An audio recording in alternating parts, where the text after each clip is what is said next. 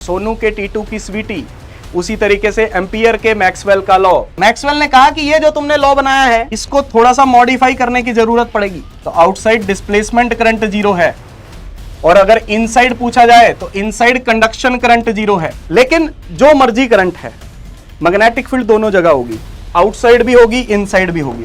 Capacitor कितना charge है ये गई भाड़ में चीज, चाहे यहाँ पे 50% लिखा होता, चाहे 75% लिखा होता, चाहे 80% लिखा होता, चाहे 90% लिखा होता, आंसर तो इतना ही आना है। ये मैक्सवेल भाई साहब थे, ये बड़े खराब थे भाई। इन्होंने क्या कहा कि भैया मेरे हैं कि बच्चा मेरे, ये जो एम्पियर तुमने ये लॉ बनाया है B.dl mu not into I, magnetic field में पढ़ा था ना हमने मैग्नेटिज्म वाले चैप्टर में। हाँ, मैक्सवेल ने कहा कि ये जो तुमने लॉ बनाया है ये पूरा सही नहीं है, गलत भी नहीं है, मैंने गलत नहीं बोला इसको, कह रहे पूरा सही नहीं है, इसको थोड़ा सा मॉडिफाई करने की जरूरत पड़ेगी। तो मैक्सवेल ने कहा कि इसको ऐसे लिखा करो, मैक्सवेल ने कहा कि इसको ऐसे लिखा करो बच्चा, B.dl mu not IC plus ID, I enclosed की जगह पे IC प्लस ID लिखो। अच्छा जी, IC ID epsilon not d phi e by dt। ये है लिखने का तरीका, इसको बोलते हैं एम्पियर मैक्सवेल लॉ, एम्पियर के मैक्सवेल का लॉ, एम्पियर के मैक्सवेल का लॉ। सोनू के टीटू की स्वीटी, उसी तरीके से एम्पियर के मैक्सवेल का लॉ, इसे मॉडिफाइड एम्पियर्स लॉ भी कहते हैं, मॉडिफाइड एम्पियर्स लॉ भी कहते हैं, मॉडिफाइड एम्पियर्स लॉ भी कहते हैं भाई। IC प्लस ID दोनों लिखने पड़ेंगे। कैपेसिटर के अंदर कौन सा करंट होता है भाई, अगर आपसे पूछा जाए, क्वेश्चन पूछ लिया जाए कैपेसिटर के अंदर कंडक्शन करंट कितना है, बताओ भाई, सभी लोग कमेंट करके बताना। कैपेसिटर के अंदर पूछ रहा हूं, कंडक्शन करंट कितना है कैपेसिटर के अंदर? जीरो, कंडक्शन करंट नहीं है कैपेसिटर के अंदर, डिस्प्लेसमेंट करंट है। ठीक है जी। और बाहर, बाहर क्या है? डिस्प्लेसमेंट जीरो है, कंडक्शन करंट है। तो बाहर कौन सा करंट है? कंडक्शन करंट है ना। आउटसाइड अगर आपसे बात पूछे जाए, आउटसाइड पूछा जाए तो आउटसाइड डिस्प्लेसमेंट करंट जीरो है, और अगर इनसाइड पूछा जाए तो इनसाइड कंडक्शन करंट जीरो है। लेकिन जो मर्जी करंट है, मैग्नेटिक फील्ड दोनों जगह होगी, आउटसाइड भी होगी इनसाइड भी होगी भाई, क्योंकि करंट तो है ना, करंट तो है। तो मैग्नेटिक फील्ड यहां भी होगी, यहां पे भी मैग्नेटिक फील्ड होगी, आउटसाइड भी मैग्नेटिक फील्ड होगी, इनसाइड भी मैग्नेटिक फील्ड होगी। क्या यह बात समझ में आ रही है आपको? दोनों जगह मैग्नेटिक फील्ड प्रेजेंट होगी, अंदर भी बाहर भी, क्योंकि करंट तो दोनों जगह है। बाहर कौन सा करंट है? Conduction current. अंदर कौन सा करंट है? Displacement current. अंदर कौन सा करंट जीरो है? Conduction current. बाहर कौन सा करंट जीरो है? Displacement current. लेकिन मैग्नेटिक फील्ड कहां है कहां नहीं है? दोनों जगह है। अगर कोई आपसे पूछे मैग्नेटिक फील्ड कहां है कहां नहीं है, तो मैग्नेटिक फील्ड दोनों जगह है भाई, क्योंकि मैग्नेटिक फील्ड को पैदा होने के लिए क्या चाहिए? करंट। तो करंट तो दोनों जगह है, यहां पे भी है यहां पे भी है, तो दोनों जगह मैग्नेटिक फील्ड प्रेजेंट होगी, अंदर भी बाहर भी। क्लियर हो गया? डन। चलो, आई होप दैट इज पूरा पूरा पूरा पूरा क्लियर। क्या क्वेश्चन करें? बोलो भाई। पूरा पूरा पूरा पूरा पूरा पूरा क्लियर, पूरा पूरा पूरा पूरा पूरा पूरा क्लियर। हाँ, इसका TBS कैप्सूल भी बना रखा है, हालांकि अभी पूरा नहीं हुआ है, लेकिन मैं आपको दिखा देता हूं। हाँ, ये सारा कुछ लिखा हुआ है भाई, ठीक है ना। यहां तक हो गया हमारा, यहां तक हो गया है, ठीक है। तो EM waves, light waves, non mechanical wave हैं, कंसेप्ट बता दिया मैंने आपको। कैपेसिटर के अंदर डिस्प्लेसमेंट करंट होता है, तो ये सारी चीजें लिखी हुई हैं, ठीक है ना। सब कुछ लिखा हुआ है। Inside capacitor conduction current zero है, outside capacitor displacement current zero है, सब कुछ A to Z आपका लिखा हुआ है, ठीक। अरे आजा ऊपर, आ गया। चलो आओ फिर क्वेश्चन की शुरुआत करते हैं। पहला सवाल आपके कंप्यूटर स्क्रीन पर ये रहा।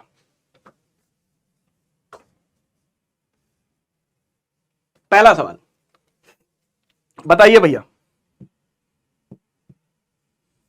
पोल ऑन कर दिया है, सभी लोग कमेंट बॉक्स में जवाब दो। सभी लोग? सर ड्यूरेशन 4 घंटे बेटा मैक्सिमम, हाँ 4 घंटे मैक्सिमम। कोशिश करेंगे पहले, लेकिन मुझे आपको क्वेश्चन काफी करवाने हैं, ठीक है जी, तो क्वेश्चन काफी करवाने में टाइम लग सकता है, ठीक है ना। Assertion, a changing electric field produces a magnetic field, सही बात है। अ changing magnetic field produces electric field, ये भी सही बात है, लेकिन दोनों एक दूसरे को एक्सप्लेन नहीं करते बेटा। ये दोनों स्टेटमेंट अपने अपने में सही हैं, अपने अपने में सही हैं, लेकिन दोनों एक दूसरे को एक्सप्लेन कहां कर रही हैं? ये कहां लिखा है भाई? एक्सप्लेनेशन तो ये होता ना, अगर आपको ये बोलते कि changing electric field magnetic field क्यों प्रोड्यूस करती है, कि इलेक्ट्रिक फील्ड के चेंज होने की वजह से मैग्नेटिक फील्ड क्यों प्रोड्यूस होती है, क्या आपको क्यों का जवाब मिल रहा है? इलेक्ट्रिक फील्ड के चेंज होने की वजह से मैग्नेटिक फील्ड क्यों प्रोड्यूस होती है, उसका जवाब तो मैंने दिया है आपको। उसका जवाब है ये कि हाँ भाई, इलेक्ट्रिक फील्ड के चेंज होने की वजह से डिस्प्लेसमेंट करंट पैदा होता है, उस डिस्प्लेसमेंट करंट की वजह से मैग्नेटिक फील्ड पैदा होती है, ठीक है जी। तो यहां पे रीजन के अंदर कहीं पे भी डिस्प्लेसमेंट करंट का जिक्र नहीं हुआ है, तो इसलिए ये रीजन नहीं बोल सकते अपन उसका। दोनों स्टेटमेंट सही हैं, इसमें कोई दो राय नहीं है, ठीक है जी। तो reason is not a correct explanation. Correct explanation नहीं है भाई, किसने कह दिया करेक्ट एक्सप्लेनेशन? जनता पलट गई सर। हाँ पलट गई भैया, पलट गई भाई, बिल्कुल पलट गई। अरे भाई रीजन थोड़ी है, आप खुद सोचो ना यार। इलेक्ट्रिक फील्ड चेंज हो रही है, उसकी वजह से मैग्नेटिक फील्ड पैदा हो रही है, क्यों हो रही है? क्योंकि डिस्प्लेसमेंट करंट पैदा हुआ, उस डिस्प्लेसमेंट करंट ने मैग्नेटिक फील्ड पैदा करी। रीजन कहां लिखा है? बस ये तो दोनों स्टेटमेंट है कि भाई इलेक्ट्रिक फील्ड चेंज होने से मैग्नेटिक फील्ड पैदा होती है, मैग्नेटिक फील्ड चेंज होने से इलेक्ट्रिक फील्ड पैदा होती है। दोनों अपने अपने में सही है, लेकिन रीजन नहीं है एक दूसरे का ये। अगला सवाल, हाँ पढ़ो जी, हाँ पढ़िएगा। समझ गए? अरे समझ में आया, अरे समझ में आया भैया, भाइयों और उनकी बहनों, समझ में आया? समझ में आ रहा है? अरे बोलो मैं तरह, आ रहा है कि नहीं आ रहा है? अगला सवाल देखिए। In order to establish an instantaneous current, displacement current 1 milliampere, plates of 2 microfarad parallel plate capacitor, rate of potential difference to be needed to apply rate of potential difference dV by dt। क्या आएगा? कौन सा formula लगेगा? C dV by dt वाला लगेगा, और भी use करवाऊंगा, लेकिन यहां पे कौन सा लगेगा? C dV by dt। Displacement current 10 की पावर -3, 1 मिली एम्पियर है ना, कैपेसिटर 2 इंटू 10 की power -6, dV by dt। Solve कर लोगे? अरे यार, अरे यार, अरे यार, ये 10 की पावर 3 इधर आ गया, by 2, dV by dt 1000 by 2 कितना? 500 वोल्ट पर सेकेंड, 500 वोल्ट पर सेकेंड, ठीक है। चलो आगे बढ़ेंगे, अगला सवाल करेंगे। बहुत अच्छे, बहुत बढ़िया, बहुत बढ़िया, कुछ नहीं करना, ये फॉर्मूला लगाया C dV by dt, खत्म। अगला सवाल देखो, ये है एम्स 2018 का सवाल। एम्स के पेपर का सवाल है, प्यारा प्यारा, प्यारा प्यारा, और एम्स का पेपर भी बहुत प्यारा प्यारा होता था, अब तो खैर बंद करवा दिया है ना, अब तो नीट के अंडर ही आ गया है, एनटीए के अंडर ही आ गया है।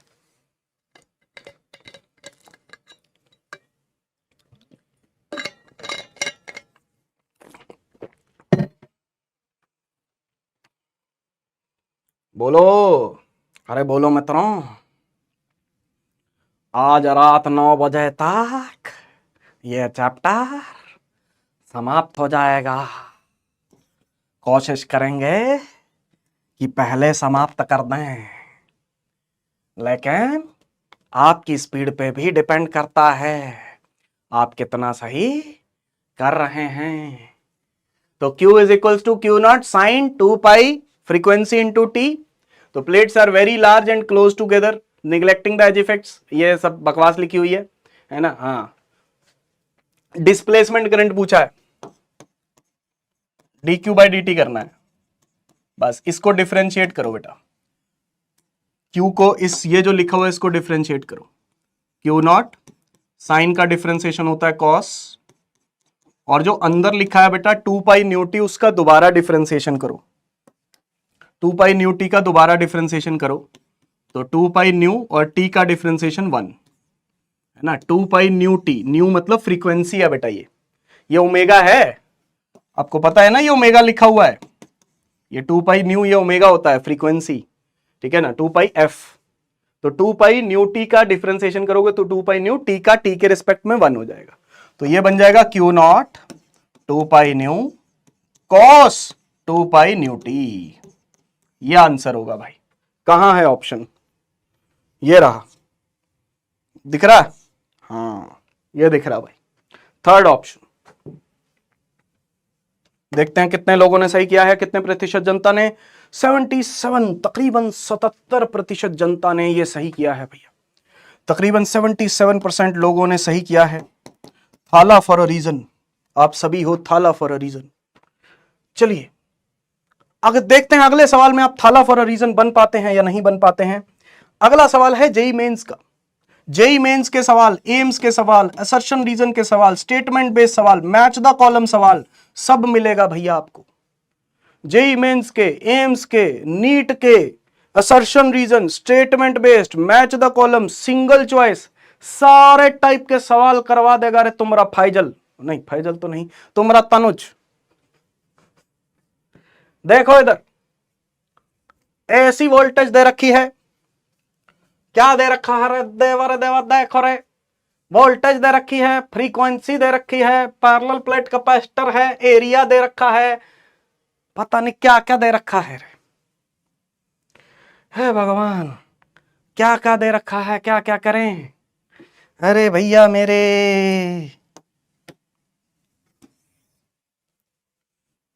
देखो इधर वोल्टेज दे रखी है, वोल्टेज की ना इक्वेशन दे रखी है, तो V is equals to 20 sine omega t. ठीक है, कोई बात नहीं।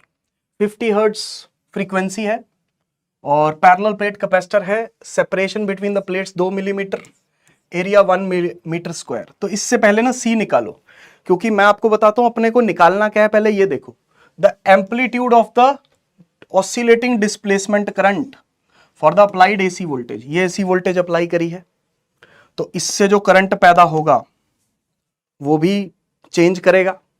फॉर्मूला लगाएंगे C dV बाई dt वाला, C dV बाई dt। ठीक है जी, तो C, इसको डिफरेंशिएट करो बेटा, 20 तो कांस्टेंट है, ओमेगा बाहर आ जाएगा और साइन ओमेगा टी का डिफरेंशिएशन होगा कॉस ओमेगा टी।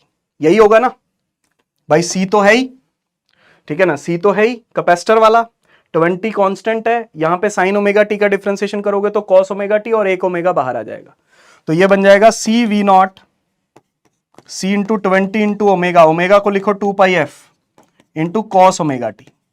अब इसकी मैक्सिमम वैल्यू पूछी है बेटा, एम्पलीट्यूड पूछा है, एम्पलीट्यूड का मतलब होता है मैक्सिमम वैल्यू, तो ये है मैक्सिमम वैल्यू, ये आई नॉट बोलेंगे, ये आई नॉट निकालना आपने, बस ये वैल्यूज पुट करनी है, आपका काम हो जाएगा।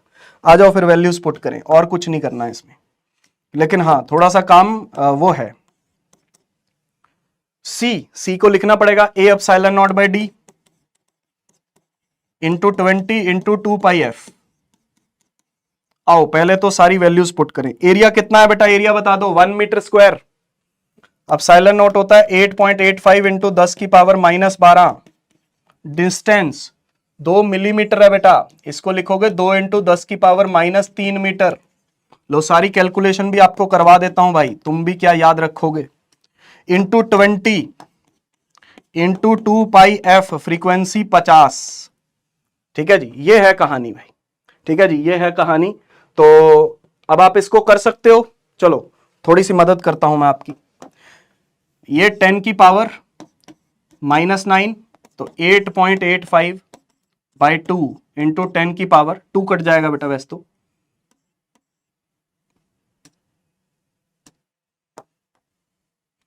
हाँ 2 कट जाएगा, ये 2 पाई वाला 2 कट जाएगा, तो ये बचेगा क्या ऊपर, 8.85 इंटू 10 की पावर -9 इंटू 20 इंटू 50, 1000 पाई।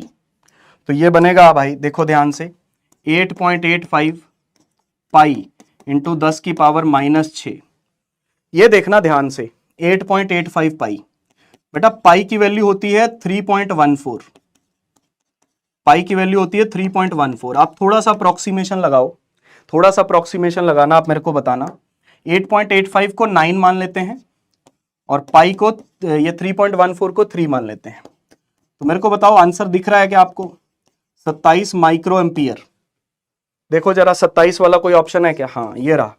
बस पूरी कैलकुलेशन करने की जरूरत ही नहीं है, पूरी कैलकुलेशन करने की जरूरत ही नहीं है भाई, क्योंकि क्वेश्चन वैसे ही मुश्किल हो गया है, क्योंकि इतनी कैलकुलेशन क्वेश्चन के अंदर हो गई है तो क्वेश्चन वैसे ही मुश्किल हो गया है। भाई जो भी कैलकुलेटर से कर रहा है या जिसको भी याद है, मेरी इतनी रिक्वेस्ट है आपसे, ध्यान से सुन लो भाई, मेरी रिक्वेस्ट सुन लो, ठीक है ना। अगर आपने ये क्वेश्चन पहले कर भी रखा है या कोई भी क्वेश्चन जो मैं आगे करवाऊंगा अगर आपने पहले वो कर रखा है, तो मैं आपसे रिक्वेस्ट करूंगा कि उसको दोबारा सॉल्व करो, फिर जवाब दो वहां पे, ठीक है ना। ये जरूरी है, दोबारा आपका रिवीजन हो जाएगा। अगर आप रट्टा मार के कर रहे हो तो आपका कोई फायदा नहीं होने वाला उससे, ठीक है जी। हाँ तो प्लीज प्लीज प्लीज रिक्वेस्ट है, कैलकुलेशन भी पूरी एंड तक करो, क्योंकि भाई कैलकुलेशन टफ आ सकती है। एसी सर्किट्स वाला चैप्टर, ऑल्टरनेटिंग करंट वाला, ये वाला चैप्टर थोड़ी सी कैलकुलेशन टफ आ सकती है अगर न्यूमेरिकल आया तो, ठीक है जी। अगर थ्योरी बेस्ड आया चलो फिर तो आसानी है। तो A epsilon naught by d, ठीक है जी। उसके बाद 2 पाई एफ, ये सारी कैलकुलेशन करी है, एंड में ये बच गया 9 इंटू 3, ये 27 होगा, ठीक है जी। हाँ ओके, इसका बता दो भाई, विदाउट कैलकुलेटर किया, बहुत बढ़िया बहुत बढ़िया, जिन्होंने किया है बहुत बहुत मुबारक हो आपको। अगला सवाल देखो, 100 ओम रेजिस्टेंस, हाँ ये 2016 में आया था, हो सकता है आपको याद ही हो, ठीक है ना, लेकिन फिर भी मैं आपसे रिक्वेस्ट करूंगा कि दोबारा करो, फिर भी मैं आपसे रिक्वेस्ट करूंगा कि दोबारा करो, ठीक है जी। 100 ohm resistance and capacitor of 100 ohm reactance connected in series across a 220 volt source. When the capacitor is 50% charged, the peak value of the displacement current, peak मतलब मैक्सिमम वैल्यू।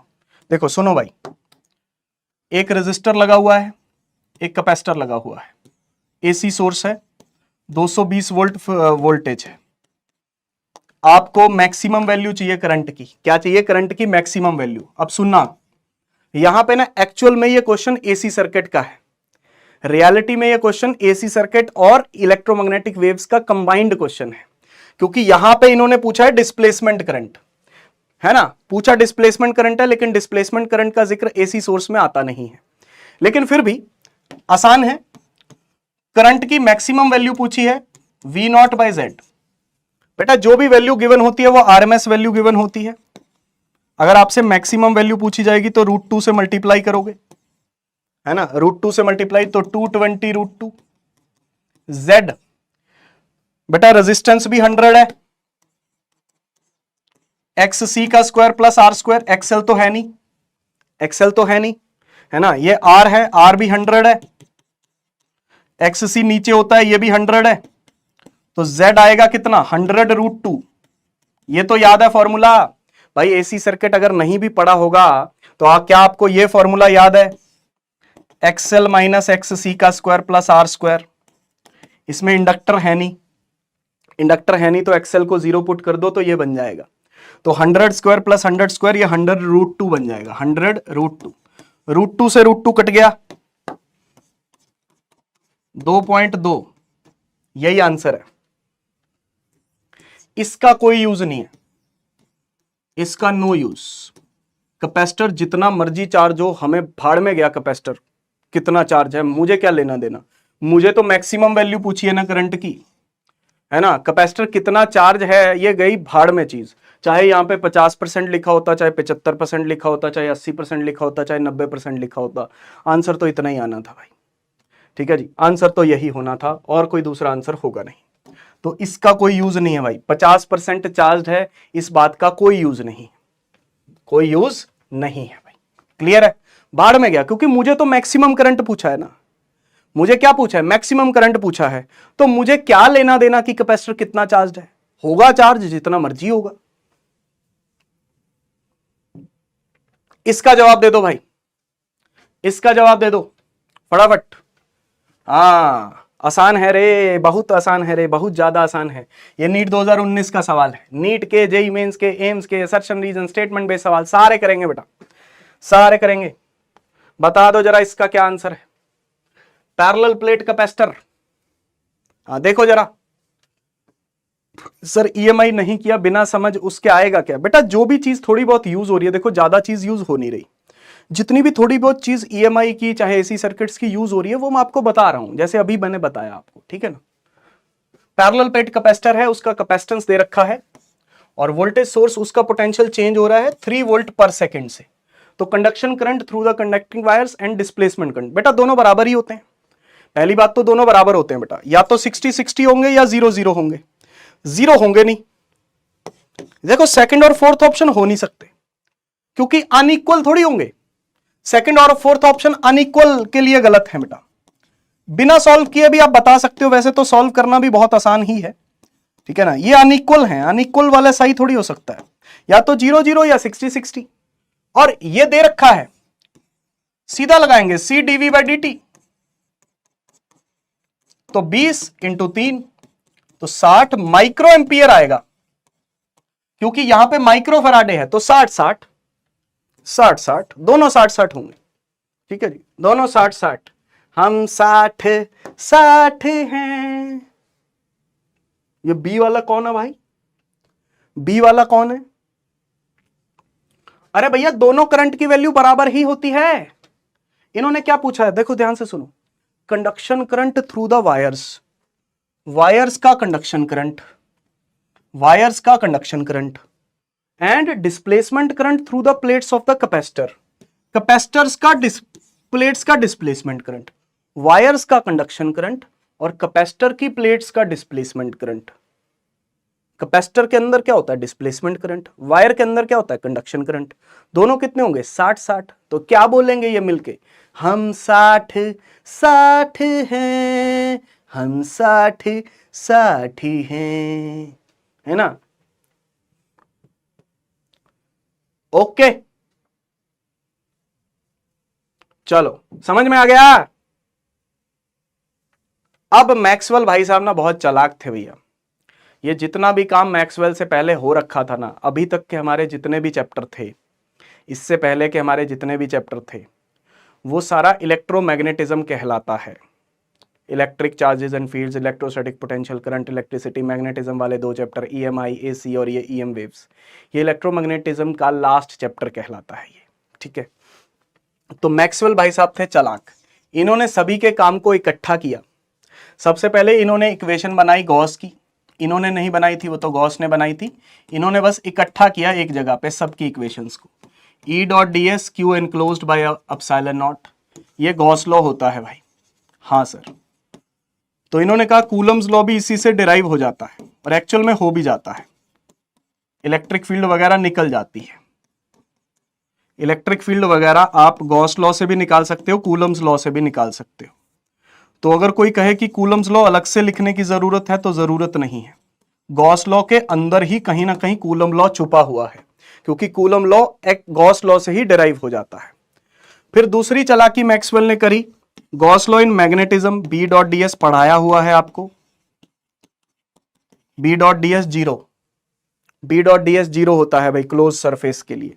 इसका मतलब होता है कि मैग्नेटिक मोनोपोल एग्जिस्ट नहीं करते, यह भी पढ़ाया हुआ है आपको। मोनोपोल्स डू नॉट एग्जिस्ट, ये किस चैप्टर के अंदर पढ़ाया है? मैग्नेटिज्म एंड मैटर वाले चैप्टर में। मैग्नेटिज्म एंड मैटर वाला चैप्टर है, उसके अंदर पढ़ाया हुआ है। ये कहां पढ़ा है हमने? पहला chapter electric charges and fields. ये कहां पढ़ा है? मैग्नेटिज्म एंड मैटर में पढ़ा है हमने, ठीक है जी। हाँ, ये पहले चैप्टर के अंदर है, ये मैग्नेटिज्म एंड मैटर वाला 5वां चैप्टर, ठीक है जी, चैप्टर नंबर 5 एनसीईआरटी के हिसाब से। ये कहां पढ़ा है?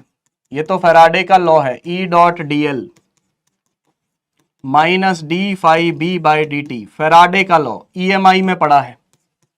किस चैप्टर में पढ़ा है? फैराडे का लॉ है ये, इलेक्ट्रोमैग्नेटिक इंडक्शन वाले चैप्टर में पढ़ा है हमने। चौथा लॉ जो अभी मॉडिफाई किया है इन्होंने, ये अभी अभी पढ़ा है हमने, modified Ampere's law, IC + ID को लिख सकते हैं एप्सिलॉन नॉट d∅e/dt, ठीक है जी। ये मॉडिफाइड एम्पियर्स लॉ है।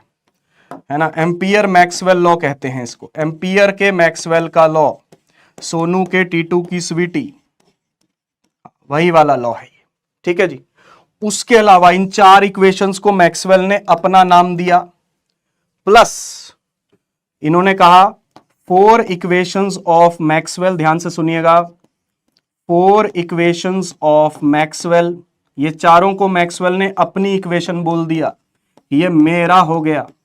बताओ कितना हरामी था मैक्सवेल भाई।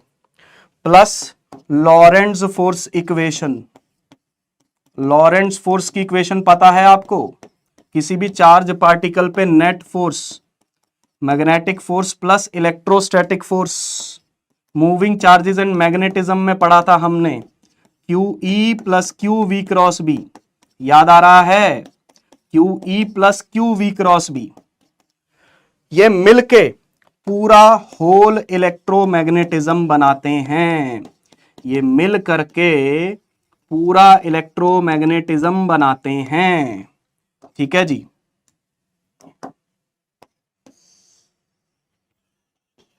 क्लियर हो गया, क्लियर हो गया भाई। तो ध्यान से सुनिएगा, E डॉट डी एस ये तो गॉस लॉ है, B डॉट डी एस ये गॉस लॉ ही है मैग्नेटिज्म का, ये मैग्नेटिज्म का गॉस लॉ है बेटा, गॉस लॉ इन मैग्नेटिज्म, इसमें लिख लेना Gauss law in magnetism. E dot D L ये फैराडे का लॉ है, ईएमएफ इंड्यूस्ड वाला, मैग्नेटिक फ्लक्स का चेंज होना, तो मैग्नेटिक फ्लक्स के चेंज होने की वजह से इलेक्ट्रिक फील्ड पैदा हो रही है, और इलेक्ट्रिक फील्ड के चेंज होने की वजह से या फ्लक्स के चेंज होने की वजह से मैग्नेटिक फील्ड पैदा हो रही है। देखो मैग्नेटिक फ्लक्स चेंज हो रही है, इलेक्ट्रिक फील्ड पैदा हो रही है, इलेक्ट्रिक फ्लक्स चेंज हो रही है, मैग्नेटिक फील्ड पैदा हो रही है, ठीक है जी। तो एम्पियर मैक्सवेल लॉ, तो चारों को नाम दे दिया मैक्सवेल ने अपना कि ये मैक्सवेल इक्वेशंस हैं भाई, चारों को इकट्ठा किया इसने, प्लस लॉरेंट्ज फोर्स इक्वेशन, ये अलग, ये मिल करके पूरा इलेक्ट्रोमैग्नेटिज्म है। इसको मैक्सवेल अपना नाम नहीं दे पाया, जी हां, इसको मैक्सवेल जो है वो अपना नाम नहीं दे पाया, ये इक्वेशन मैक्सवेल से बची रह गई। तो ये पांचों इक्वेशंस, ये अपने जितने भी चैप्टर हमने पढ़े हैं इस चैप्टर के अंत तक, सारी इक्वेशंस पूरा इलेक्ट्रोमैग्नेटिज्म एक्सप्लेन कर देती हैं भाई, इसके बाहर कुछ नहीं है। सारी की सारी चीजें, जैसे कूलम्स लॉ है वो कहीं ना कहीं गॉस लॉ से रिलेटेड है, और भी जितनी भी चीजें पढ़ी हैं वो डायरेक्टली या इनडायरेक्टली इनसे ही रिलेटेड है। जितनी भी चीजें हमने जितने भी चैप्टर्स में 12th क्लास में जो भी कुछ पढ़ा है हमने, जो भी कुछ पढ़ा है, जितनी भी इक्वेशंस, जितनी भी थ्योरम्स, जितने भी लॉ पढ़े हैं, वो डायरेक्टली या इनडायरेक्टली इनसे रिलेटेड है। इस एक पेज पे, इस एक स्लाइड पे पूरा इलेक्ट्रोमैग्नेटिज्म लिखा हुआ है भाई, इस एक पेज पे पूरा इलेक्ट्रोमैग्नेटिज्म लिखा हुआ है, बाकी सारी चीजें डायरेक्टली या इनडायरेक्टली इनसे रिलेटेड हैं। मैक्सवेल में भी 7 लेटर आते हैं, हाँ, मैक्सवेल फॉर अ रीजन, थाला फॉर अ रीजन, इसीलिए वो कर पाया भाई। अगर मैक्सवेल के नाम पे अगर 7 लेटर्स नहीं होते ना, तो मुझे नहीं लगता कि मैक्सवेल ये सब कर पाता भाई। हाँ, मैक्सवेल के नाम पे हाँ, मैक्सवेल के नाम में अगर 7 लेटर्स नहीं होते तो शायद ये नहीं कर पाता भाई। हाँ, तो ये सारा क्रेडिट जाता है किसको भाई, ये इक्वेशंस का क्रेडिट किसको जाता है मेरे को बताओ, मैक्सवेल को जाता है या थाला को जाता है? ये पूरे इलेक्ट्रोमैग्नेटिज्म का क्रेडिट किसको जा रहा, किसको जा रहा, मैक्सवेल को या थाला को? बताओ, थाला को। तो कमाल की चीज बन गई यार।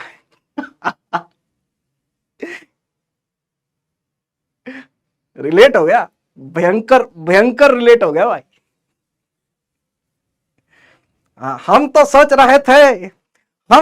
रहे थे कि मैक्सवेल क्रेडिट लेकर के जा रहा है, इधर तो क्रेडिट कोई और ले रहा है।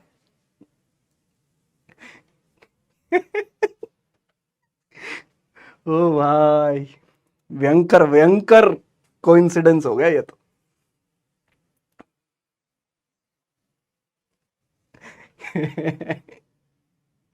कर गौतम गंभीर को आज नींद नहीं आएगी,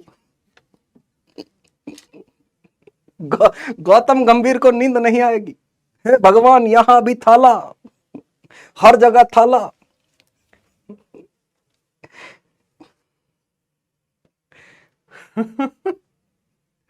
देखो भाई, मैच द कॉलम है, जेई मेंस का है, ये जेई मेंस का है।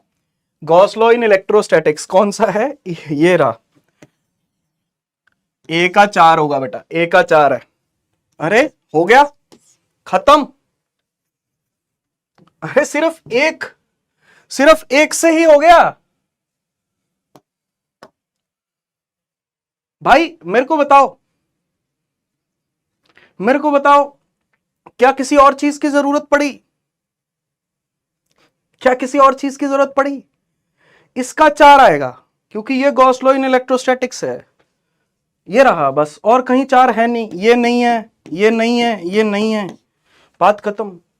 भाई जब भी आप मैच द कॉलम करोगे ना, मैं आपको वार्निंग दे रहा हूं, इस साल भी 2024 के नीट में भी ऐसा हुआ है, तो अगले साल भी ऐसा हो सकता है। बहुत सारे मैच द कॉलम हो सकता आए, और अगर आए तो देखो, प्रेडिक्ट तो कुछ नहीं कर सकते, लेकिन हाँ अंदाजा लगा सकते हैं कि अगर आए तो ऐसे मैच द कॉलम हो सकते हैं जिसमें एक ऑप्शन या 2 ऑप्शन देखने से ही आंसर आ जाए। तो प्लीज अपनी नजरें खुली रखना, अपना दिमाग खुला रखना, अपना दिल खुला रखना। दिल चाहे खुला रखो या ना रखो, दिमाग जरूर खुला रखना। हो सकता है पहला ऑप्शन देखने से ही मैच हो जाए, या दूसरा ऑप्शन देखने से ही मैच हो जाए।